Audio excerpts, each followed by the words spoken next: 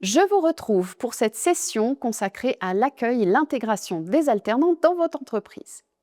Comme on dit souvent, on n'a pas deux fois l'occasion de faire une première bonne impression, n'est-ce pas? Et croyez-moi, avec les alternants, cette première impression peut faire toute la différence. Prenez un instant pour vous rappeler votre propre premier jour dans une nouvelle entreprise. Comment vous sentiez-vous? Un peu perdu, nerveux. C'est exactement ce que vivra votre futur alternant. Alors, comment lui offrir le meilleur accueil possible? Posons les bases. Vous voyez, dans l'entreprise, plusieurs rôles peuvent être définis.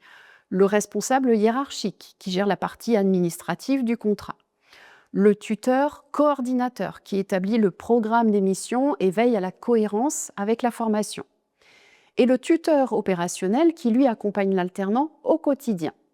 Alors, je vous invite à réfléchir, quelle casquette portez-vous? Êtes-vous le décideur, le coordinateur, le guide quotidien? Ou peut-être portez-vous plusieurs de ces rôles? C'est possible, ça va dépendre de la taille de votre entreprise et de son organisation. Ça, c'était pour votre rôle. Maintenant, concentrons-nous sur l'alternant. Avez-vous déjà consulté son contrat? Ce document, c'est une première mine d'informations. Vous pouvez voir les dates de début et de fin de formation. Vous pouvez vérifier si l'alternant commence sa formation avant d'entrer dans l'entreprise ou l'inverse.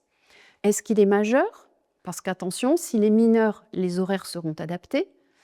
Est-ce qu'il y a des aménagements spécifiques à prévoir, notamment en cas de handicap? Un aménagement, il peut être matériel, mais ça peut être sinon un aménagement en temps partiel. Parlons ensuite du matériel. Imaginez, vous arrivez dans un nouveau bureau sans bureau. C'est frustrant. Pour votre alternant, avez-vous donc préparé ou fait préparer tout le nécessaire? Un espace de travail identifié, un ordinateur configuré, une adresse de messagerie professionnelle, l'accès aux logiciels pertinents, des équipements de protection si c'est nécessaire, du matériel dédié à son poste, les codes d'accès au bâtiment, au parking, à la cantine, etc. Et n'oubliez pas le livret d'accueil, si ça existe dans votre structure, ainsi que le règlement intérieur. Ces documents, ils seront précieux pour votre alternant. Nouvelle étape, pensez à prévenir vos collègues. Partagez avec le nom de l'alternant, sa formation, son temps de présence.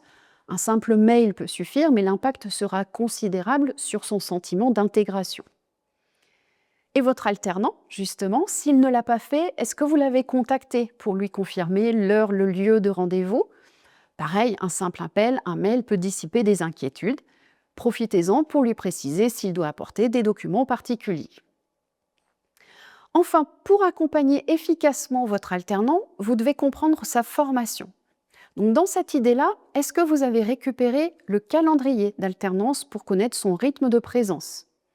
Avez-vous consulté les référentiels de formation pour identifier les compétences à développer? Et avez-vous identifié votre contact au sein de l'organisme de formation? Je vous invite à télécharger notre proposition de checklist pour vous assurer que rien n'est oublié avant l'arrivée de votre alternant. Vous la trouverez dans le contenu sous cette vidéo.